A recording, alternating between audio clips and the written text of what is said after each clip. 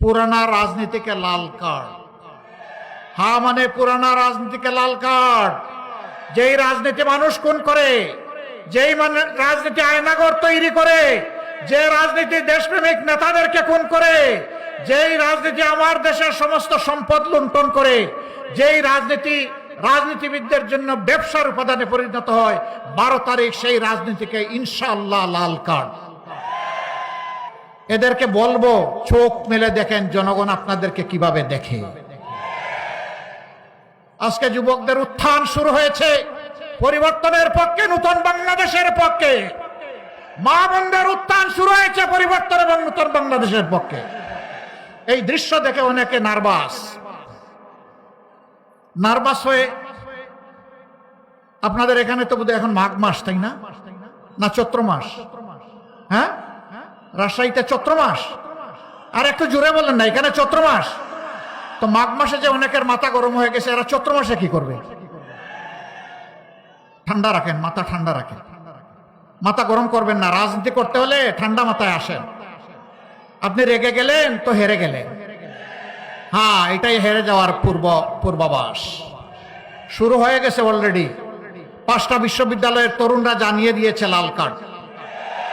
আগামী 12 তারিখে হবে ফেসিবাদের বিরুদ্ধে লাল কার্ড। ফেসিবাদ নতুন না পুরাতন, দ্যাটস ইম্যাটেরিয়াল, এটা বিবেচনার ব্যাপার না। ফেসিবাদ, তোমাকে লাল কার্ড। এই দেশে রাজার ছেলে রাজা হবে, বংশানুক্রমিক পরিবারতান্ত্রিক রাজনীতি এই দেশে আর চলবে না। এই দেশে রাজনীতি হবে মেধা এবং যোগ্যতার ভিত্তিতে। রাজনীতি হবে দেশপ্রেমের প্রমাণের মাধ্যমে। এদেশে কোনো আধিপত্যবাদী রাজনীতি আর চলবে না। হ্যাঁ, আমাদের প্রতিবেশী সহ সারা দুনিয়ার সাথে আমাদের চমৎকার সম্পর্ক থাকবে। সেই সম্পর্ক হবে সমতা এবং মর্যাদার ভিত্তিতে। অমর্যাদাকর কোনো সম্পর্ক আমরা কোনো দেশের সাথে চাই না। আমরা মাথা উঁচু করে দাঁড়াতে চাই। এই যুব সমাজকে থামানো যায়নি, থামানো যাবে না ইনশাআল্লাহ। এই যুব সমাজের অঙ্গীকার এবং প্রত্যাশা ইনশাআল্লাহ আমরা পূরণ করতে বদ্ধপরিকর। যদি এই প্রত্যাশা পূরণ করতে না পারি, আমাদের রাজনীতি করার কোনো দরকার নেই। তারা যা চেয়েছে সেই বাংলাদেশটাই গড়তে চায়। আপনারা সবাই আমাদের সাথে থাকবেন ইনশাআল্লাহ। আমরা একটা মানবিক, বৈষম্যহীন, ন্যায় এবং ইনসাফের ভিত্তির উপর প্রতিষ্ঠিত একটা বাংলাদেশ করতে চাই। লিল্লাহি তাকবীর, লিল্লাহি তাকবীর। আসসালামু আলাইকুম ওয়া রাহমাতুল্লাহ। শিক্ষানগরী, অনেক শহীদের স্মৃতি বিজড়িত, আহত পঙ্গু ভাইদের রক্ত ঝরা এ রাজশাহীর ঐতিহাসিক আলিয়া মাদ্রাসা মাঠে আজকের এই নির্বাচনী জনসভার সম্মানিত সভাপতি, সভামঞ্চে বসা বাংলাদেশ জামাতে ইসলামী, এনসিপি, ইসলামী সংগঠন সমূহের সম্মানিত নেতৃবৃন্দ, দেশপ্রেমিক সংগঠন সমূহের সম্মানিত নেতৃবৃন্দ, খেলাফত মজলিস, বাংলাদেশ খেলাফত মজলিস, নিজামী ইসলাম পার্টি, আরও সবাই আছেন বলে আমি বিশ্বাস করি। শহীদ পরিবারের গর্বিত সদস্যবৃন্দ, আজকের এই আয়োজনে উপস্থিত ভাই ও বোনেরা, মিডিয়ার সম্মানিত বন্ধুগণ, আমি সংক্ষেপে কয়েকটি কথা বলি, ইনশাআল্লাহ বিদায় নেব। আমি আশা করছি আপনারা সবাই ভালো আছেন। আমি আশা করছি আপনারা অপেক্ষায় আছেন একটা নতুন বাংলাদেশের। সেই বাংলাদেশটা কয় তারিখ পাওয়া যাবে? ইনশাআল্লাহ 13 তারিখ পাওয়া যাবে ইনশাআল্লাহ। আল্লাহ তাআলা আপনাদের মনের এই আকুতি কবুল করুন। স্বাধীনতার পর 54 বছর, পাকিস্তান সৃষ্টি হওয়ার পর এখন 54-এর সাথে আরো 23 আমরা যোগ করলে 77 বছর এই ভূখণ্ড এভাবেই চলছে। এক ভাই বলেছেন রাজশাহীতে কোনো উন্নয়ন হয় নাই। না, উন্নয়ন হয়েছে দুই ধরনের। একটা হলো কিছু অবকাঠামোগত উন্নয়ন হয়েছে, স্কুল, কলেজ, ইউনিভার্সিটি, তারপরে সামাজিক বিভিন্ন প্রতিষ্ঠান, ব্যবসা প্রতিষ্ঠান, ঘর বাড়ি, রাস্তাঘাট, এগুলার কিছু উন্নয়ন হয়েছে। আবার 54 বছরে উন্নয়ন হয়েছে দুর্নীতি এবং চাঁদাবাজির। উন্নয়ন হয়েছে মানুষের হক নষ্ট করার, উন্নয়ন হয়েছে ব্যাংক ডাকাতি করার, উন্নয়ন হয়েছে শেয়ার মার্কেট লুট করার, উন্নয়ন হয়েছে ক্ষুদ্র ব্যবসায়ীদেরকে পথে বসানোর, উন্নয়ন হয়েছে নিজেদের কপাল কিসমত গড়ে বাংলাদেশের টাকা বিদেশে পাচার করার। এই দুই ধরনের উন্নয়ন সারা দেশে হয়েছে, এখানেও হয়েছে। আমরা তো এক ধরনের উন্নয়ন চাই, আমরা দুই ধরনের চাই না। আমরা চাই জনগণের উন্নয়ন, আমরা চাই 18 কোটি মানুষের প্রত্যেকটি নারী পুরুষের উন্নয়ন। আমরা চাই সেই দেশ যেখানে শান্তিতে আমরা বসবাস করতে পারবো। আমরা ওই দেশটি চাই যেখানে আমাদের শিশুরা পুষ্টি পেয়ে বড় হবে সুস্বাস্থ্যের সাথে, আর শিক্ষা পেয়ে হবে সুনাগরিক। আমরা সেই দেশটি চাই। শিক্ষার পরে তার হাতে সে মর্যাদার একটা কাজ পাবে, ওই দেশটা চাই। আমার মা, আমার স্ত্রী, আমার বোন, আমার মেয়ে, তারা পাবে নিরাপত্তা এবং মর্যাদা। আল্লাহর দেওয়া সমস্ত অধিকার তারা এখানে নিঃসংকোচে ভোগ করবে। আল্লাহ ছাড়া কাউকে তারা পরোয়া করার প্রয়োজন অনুভব করবে না। ভয় পাবে শুধু আল্লাহ তাআলাকে। আল্লাহ রাব্বুল আলামিন যাকে সম্মান করতে বলেছেন আমরা তাদের সবাইকে সম্মান করব।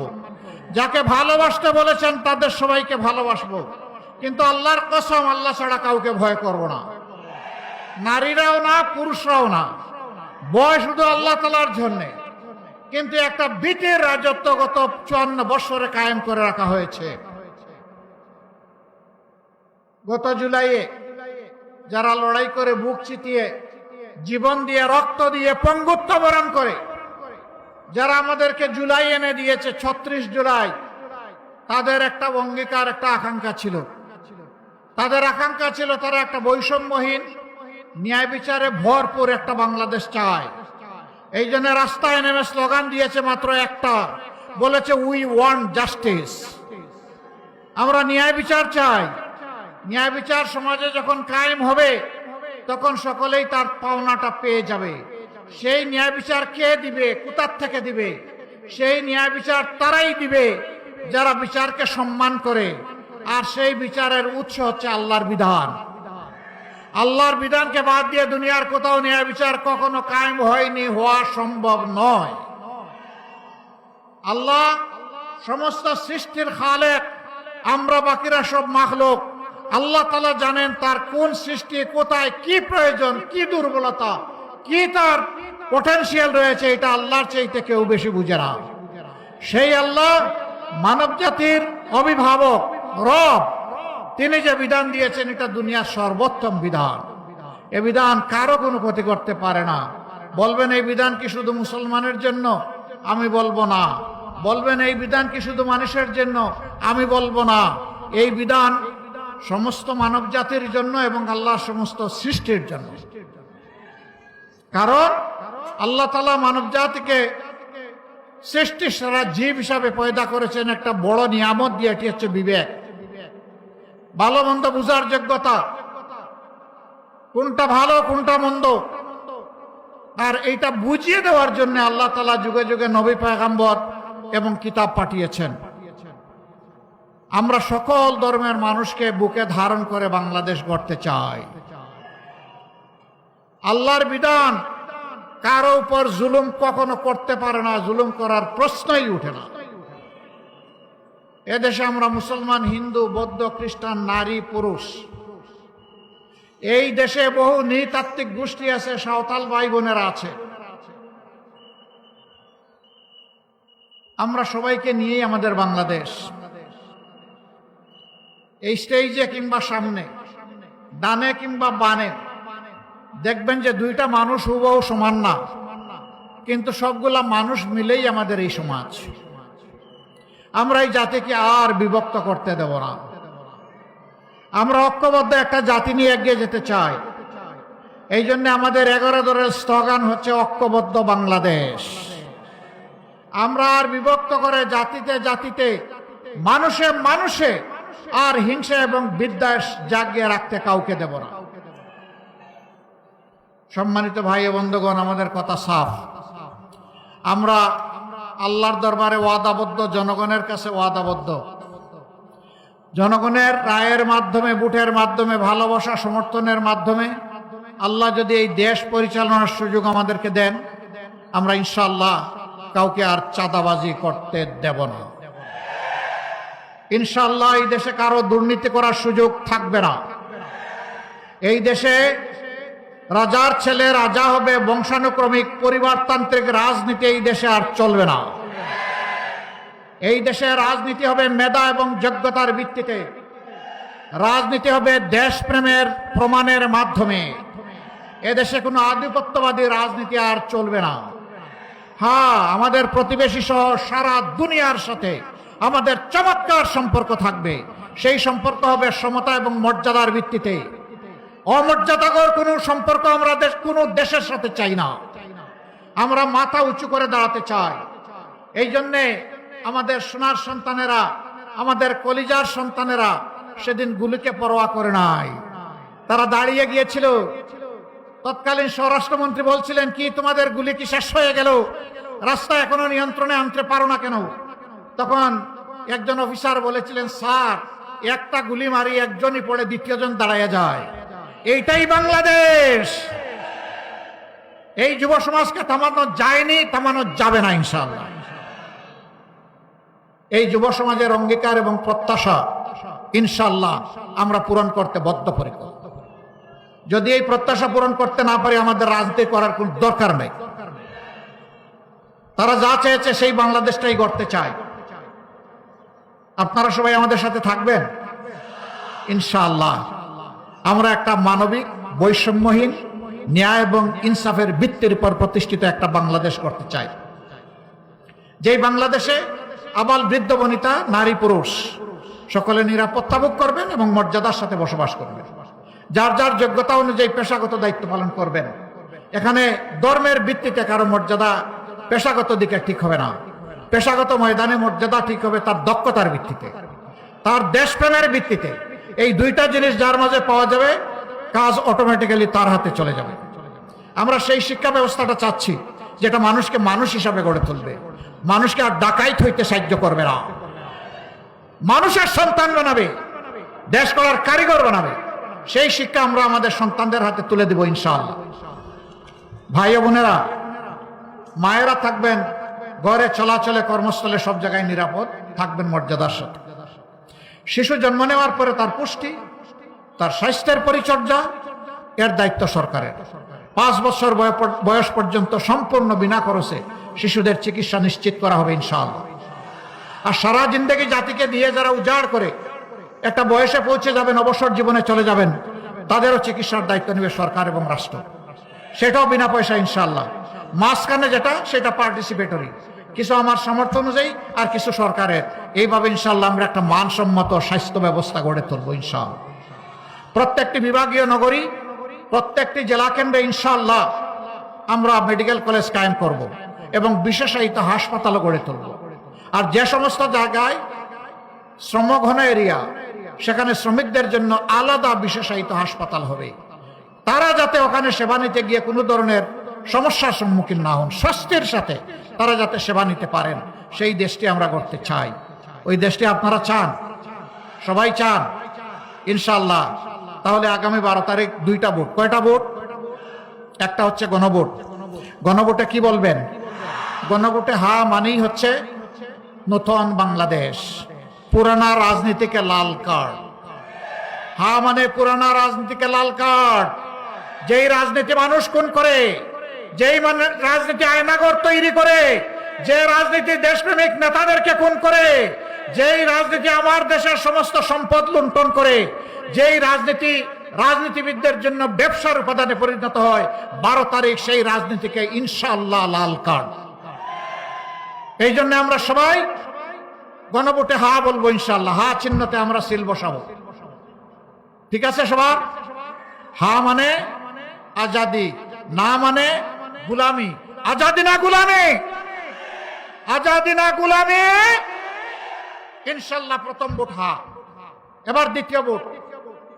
যাদের অতীতেও খাসলত খারাপ ছিল, এখনো যারা লোভ সামলাইতে পারেনি, সেই বিড়ালের হাতে গুস্ত পাহারা দেওয়ার দায়িত্ব দিবেন। এরা রাষ্ট্রের জনগণের মান, জান এবং ইজ্জতের নিরাপত্তা এরা দিবে। এখনই দিচ্ছে না, তখন দিবে? দিবে না। আফসোস, আফসোস, তারাও মজলুম ছিলেন, কেন যে এখন বদলে গেলেন বুঝতে পারলাম না। এমন বিভিন্ন জায়গার দখলদারিত্ব নিতে গিয়ে নিজেদেরই 234 জন শেষ। তারপরে এখন আমাদেরকে খুন করা শুরু হয়েছে, এরপরে আমাদেরকে এখন গালি দেওয়া শুরু হয়েছে। যাদের মানুষ মারা গেল, যারা চাঁদাবাজি করে না, যারা কাউকে কষ্ট দেয় না, যারা দুর্নীতি করে না, যারা মামলা বাণিজ্য করে না, যারা বিভিন্ন ধর্ম বর্ণের মানুষকে হয়রান করে না, তাদেরকে এখন বলা হচ্ছে জালেম। হায় রে আল্লাহ, এ কি দুনিয়ায় পড়লাম এসে। হ্যাঁ, একবার দিল্লির এক ভিক্ষুক সে রাস্তার ধারে দাঁড়িয়ে বলে, 2টা পয়সা দে রে রাম। তোর বস্তা যখন ভরে গেছে, কয়েন বা মুদ্রা পাইতে পাইতে এবার টান দিছে আর উঠাইতে পারে না। এখন বলে যে ওই তার বিশ্বাস অনুযায়ী যে যেহেতু ডাকিয়া আমি কয়েন পাইছি, এখন দেখি ডাক দিয়ে একটা ঘোড়া পাই কিনা। এখন বলতেছে একটা ঘোড়া দেলা দে রে রাম। এক দারোগা সাহেব, তিনি তার মেডি ঘোড়া নিয়ে চলছিলেন, হঠাৎ করে রাস্তায় বাচ্চা প্রসব 2টা। এখন 2টা তিনি বহন করবেন কেমনে? একটা তিনি তুলেন তো আরেকটা পড়ে যায়। এখন দেখেন যে একজন গুড়া চাইতেছে, আস্তে করে নিয়ে বাচ্চা একটা তার গাড়ি উঠে দিলেন, নে এখন তুই নে। এখন বলতেছে উল্টা সমজিলা রে রাম, আমি চাইলাম গুড়ার পিঠে উঠবো, এখন গুড়াই উঠে গেল আমার ঘাড়ে। আমি তো এটা চাইনি। এদেরকে বলবো চোখ মেলে দেখেন জনগণ আপনাদেরকে কিভাবে দেখে। আজকে যুবকদের উত্থান শুরু হয়েছে পরিবর্তনের পক্ষে, নতুন বাংলাদেশের পক্ষে। মা বোনদের উত্থান শুরু হয়েছে পরিবর্তন এবং নতুন বাংলাদেশের পক্ষে। এই দৃশ্য দেখে অনেকে নার্ভাস হয়ে, আপনাদের এখানে তো বোধহয় এখন মাঘ মাস, তাই না? না চৈত্র মাস? হ্যাঁ, রাজশাহীতে চৈত্র মাস। আর একটু জোরে বলেন না, এখানে চৈত্র মাস। তো মাঘ মাসে যে অনেকের মাথা গরম হয়ে গেছে, এরা চৈত্র মাসে কি করবে? ঠান্ডা রাখেন, মাথা ঠান্ডা রাখেন, মাথা গরম করবেন না। রাজনীতি করতে হলে ঠান্ডা মাথায় আসেন। আপনি রেগে গেলেন তো হেরে গেলেন। হ্যাঁ, এটাই হেরে যাওয়ার পূর্বাভাস শুরু হয়ে গেছে অলরেডি। 5টা বিশ্ববিদ্যালয়ের তরুণরা জানিয়ে দিয়েছে লাল কার্ড। আগামী 12 তারিখে হবে ফেসিবাদের বিরুদ্ধে লাল কার্ড। ফেসিবাদ নতুন না পুরাতন, দ্যাটস ইম্যাটেরিয়াল, এটা বিবেচনার ব্যাপার না। ফেসিবাদ তোমাকে লাল কার্ড, তুমি যে ফ্রন গায়ে দিয়ে আসো তোমাকে অবশ্যই লাল কার্ড জানাবে। সম্মানিত ভাইরা, রাজশাহীর কিছু সমস্যা আছে, থাকবে, সব জায়গায় সমস্যা আছে।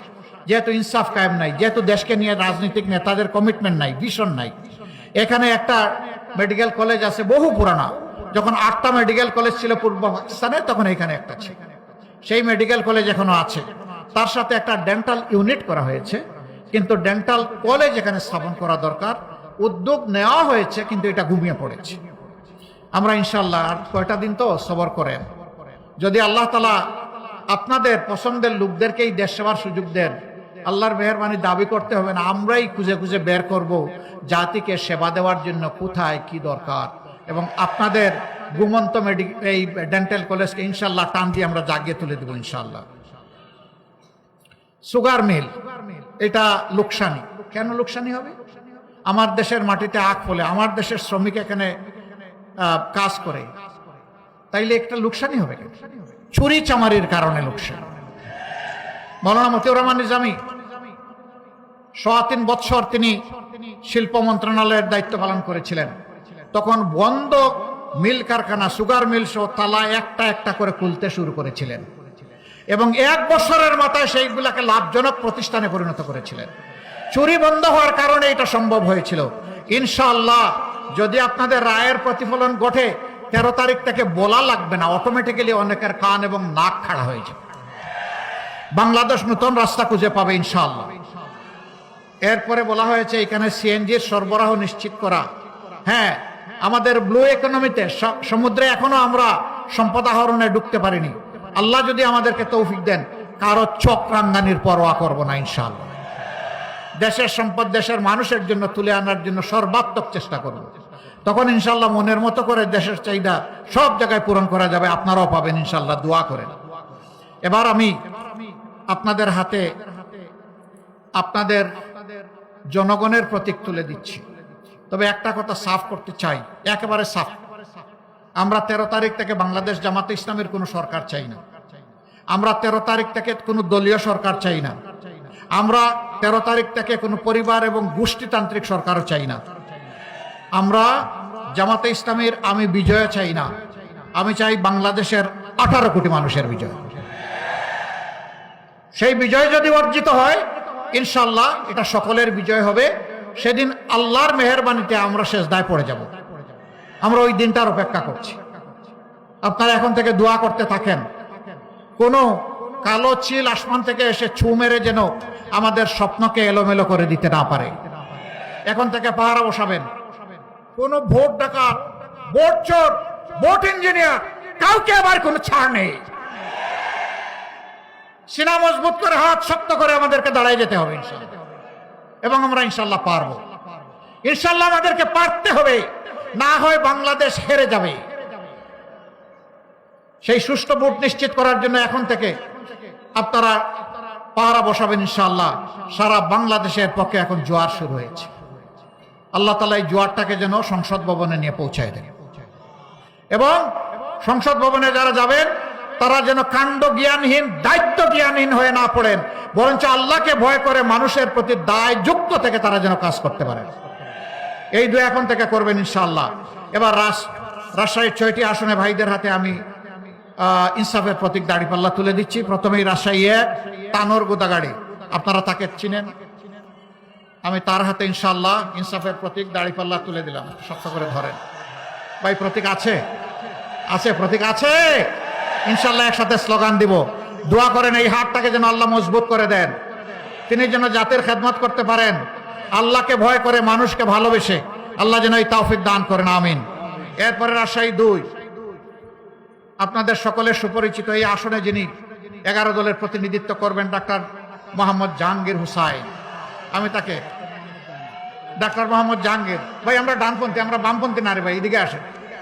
জি, ধরেন, শক্ত করে ধরেন, আরো শক্ত। না, এই শক্তিতে হবে না, জাতির ভার নিতে হবে। প্রতীক আছে ইনশাআল্লাহ, স্লোগান একসাথে হবে। আল্লাহ তাকে কামিয়াব করুন, বিপুল ভোটে দোয়া করবেন ইনশাআল্লাহ। রাজশাহী 3 অধ্যাপক আবুল কালাম আজাদ, আসেন, ডান দিকে আসেন, ধরেন, শক্ত করে ধরেন ইনশাআল্লাহ। শিক্ষাবিদকে আল্লাহ তাআলা সমাজের খেদমতের জন্য কবুল করুন, আল্লাহ তাআলা তার বিজয় নিশ্চিত করে দিন ইনশাআল্লাহ তাআলা লাজিম। তারপরে রাজশাহী 4 ডাক্তার আব্দুল বারী সর্দার, ইনশাআল্লাহ নামে সর্দার হলেও তিনি জাতির সেবক হবেন ইনশাআল্লাহ। ধরেন, শক্ত করে ধরেন। আল্লাহ তাআলা তার কামিয়াবি তাকে দান করুন এবং তার মাধ্যমে এই জনপদের খেদমত করার তৌফিক এনায়েত করুন। এরপরে রাজশাহী 5 মৌলানা মনজুর রহমান,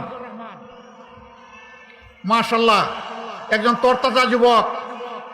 প্রতীক আছে আলহামদুলিল্লাহ। এই প্রতীকের ব্যাপারে স্লোগান হবে ইনশাআল্লাহ। তৈরি হন সবাই। এরপরে অধ্যক্ষ মোহাম্মদ নাজমুল হক, নাকি? আলহামদুলিল্লাহ, আসেন, মাশাআল্লাহ। প্রিন্সিপাল সাহেবের হাতে আমরা তুলে দিলাম ইনসাফের প্রতীক দাঁড়িপাল্লা।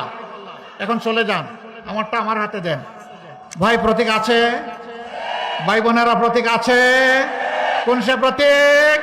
একটু জুড়ে জুড়ে সুরে দাঁড়িপাল্লা ইনশাআল্লাহ 12 তারিখ সারা বাংলায় সারা দিন সকাল সন্ধ্যা ইনশাআল্লাহ জিতে যাবে, বিজয় হবে ইনসাফের।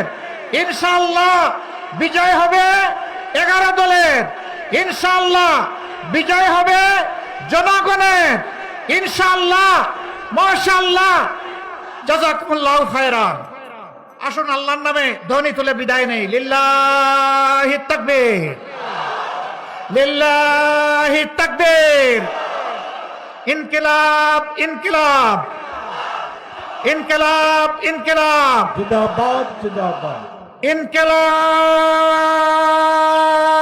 জিন্দাবাদ, জিন্দাবাদ। আসসালামু আলাইকুম ওয়া রাহমাতুল্লাহ।